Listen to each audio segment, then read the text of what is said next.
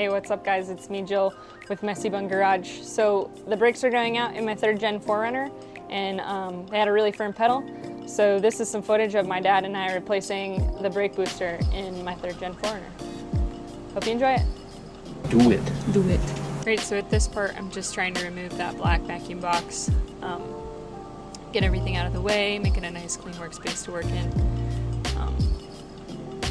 Just a few bolts, unbolt that, and then it slips right out after you release a few hoses.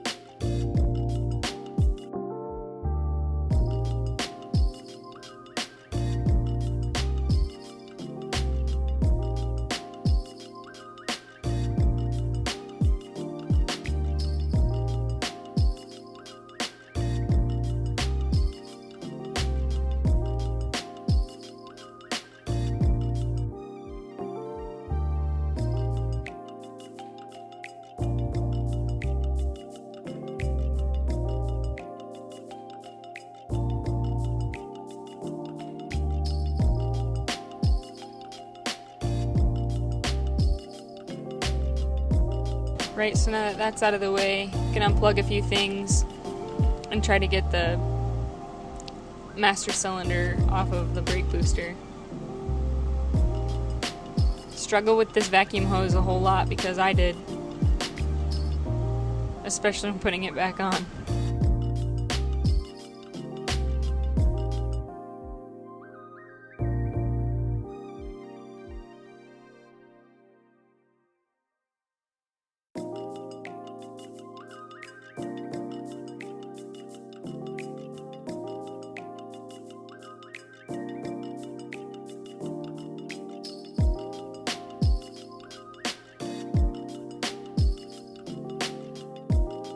And it's just a couple of bolts to get that out of there. I think it's really only 2. And then this clip comes off of the check valve where the vacuum line goes in. That's swung down there, you can see. And then it's just kind of a wiggle it out of there kind of situation. There should be a paper gasket between the two. Mine has clearly been removed before because mine was torn and not replaced with a new one. I didn't know I needed another one, so hopefully mine turns out fine. Oh, so sorry for the light in here, guys. It's absolutely terrible. But in here, there is a spring that is attached to the pedal mechanism. You gotta pull that spring off there. Next, there's a cotter pin. Make sure you hold on to all this stuff. And then it's just 4 bolts, which you can't see in this dark abyss, and I'm so sorry. But you can see a bit better where at least 2 of them are at the install. So just remove those 4 bolts, the cotter pin, the spring, and pull the pin out of there, and you guys should be able to just slide your brake booster right out of the end, the footwell.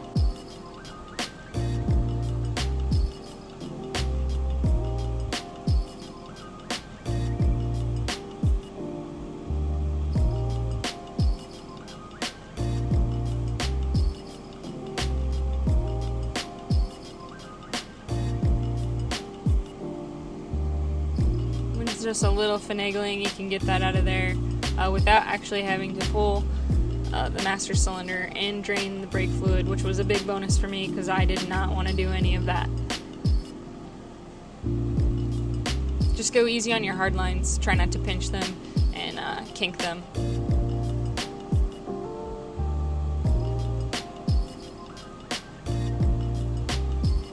Alright, got that out.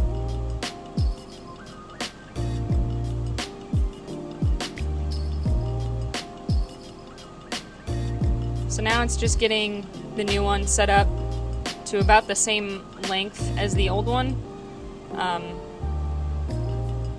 I had this gasket on here which I just transferred to the new brake booster because they didn't come with it, and I didn't know how important it would be, so I just moved it. Here I'm measuring to find out how far off the stem I need to put the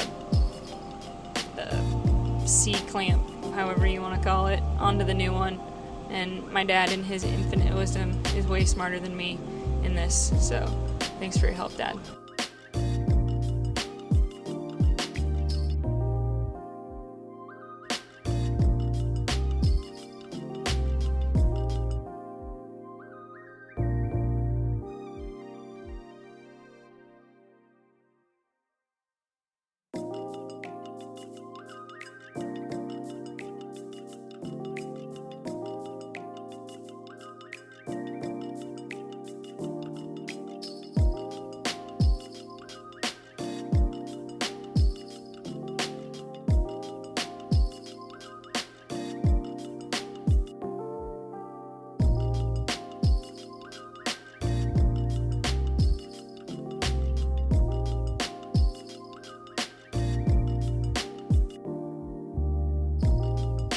So once that's on there and it's the appropriate length, you won't have to adjust the pedal too much. I didn't have to adjust mine at all, which was great. So just measure beforehand, makes it very easy. So to put this back in, I had to remove that little standoff for, there you go, there you see it, a wire or two. Made it so much easier to slide it in. I struggled with this for so long. Even removing that bolt holding in that standoff for that sensor. You guys don't want to know how much time I edited out of this video for that. Back into the footwell. A flashlight. What a revelation. Okay, so as you can see, there's one of those nuts going back onto the stud. There are 4 of those in there. Very easy to get to. Just have an extension or a long socket. I used a long socket and an 6-inch extension. Was able to get to all of it. And it's basically just do all of the stuff you undid in the beginning. So tighten all 4 of those nuts down, put the pin back in, put the cotter pin back in, and then put the pedal spring back on.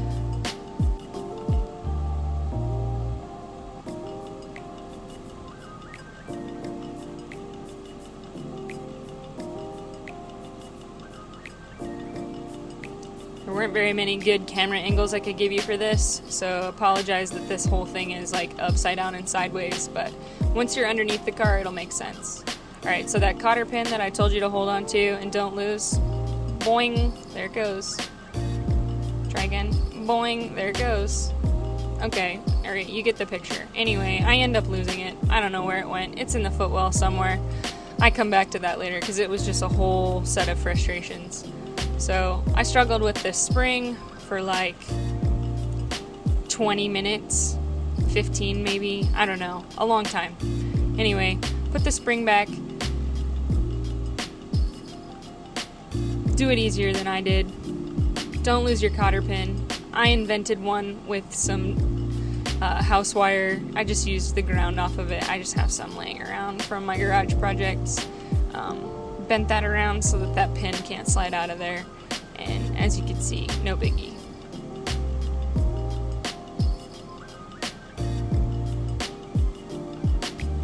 Just want to make sure it doesn't snag anybody's shoelaces. Alright, back into the engine bay to tighten all this stuff up and put everything back.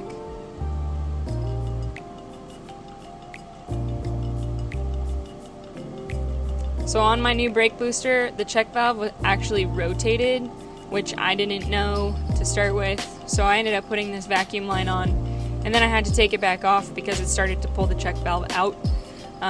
Don't do what I did. Just see if yours rotates and make it so that that hose isn't stressed, and then your valve won't pop out like mine did. Because apparently there's a sticker on there that says that it's void if you mess with the check valve. Whoopsie daisy. Anyway, mine ended up working fine. So yeah, struggle with this hose and this hose clamp for a good 10 minutes because that's what I did.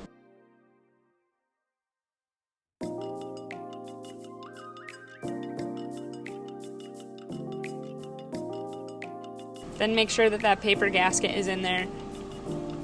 If I was doing this again, I would just get a new one. I didn't know that mine was going to be in such bad shape. So yeah, then you can put that C-clamp back on there to where the check valve is lined up properly with the bolt so that the hose isn't under stress, which you'll see I do here in a minute.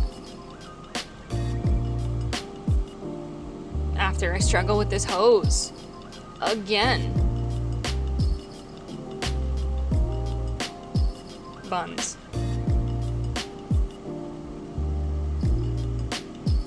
There we go. Thanks, Dad.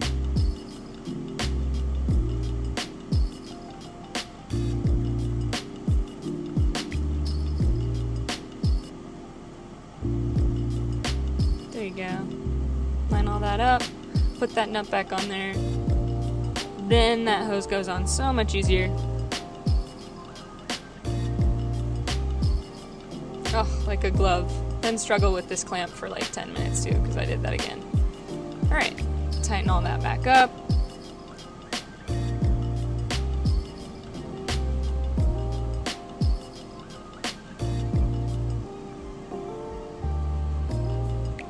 I just made it snug. I'm sure there's torque specs. Don't be like me.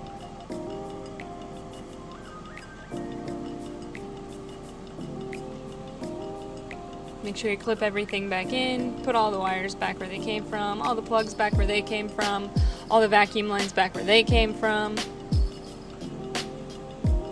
Clip, clip, clip, plug, plug, plug.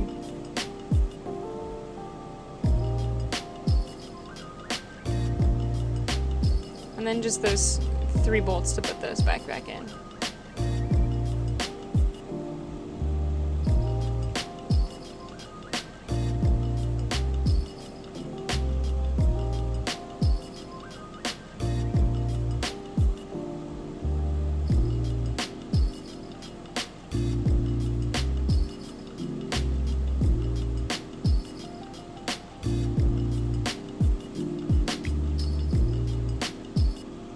And that'll do it. So if you guys found anything useful in that video, if it helped you at all, a like and subscribe would really mean a lot to me, or please leave a comment down below for anything that you'd like to see in the future. Stay tuned for some real radiator stuff with the NA. Got big things coming. All right, see you guys on the next one. Bye.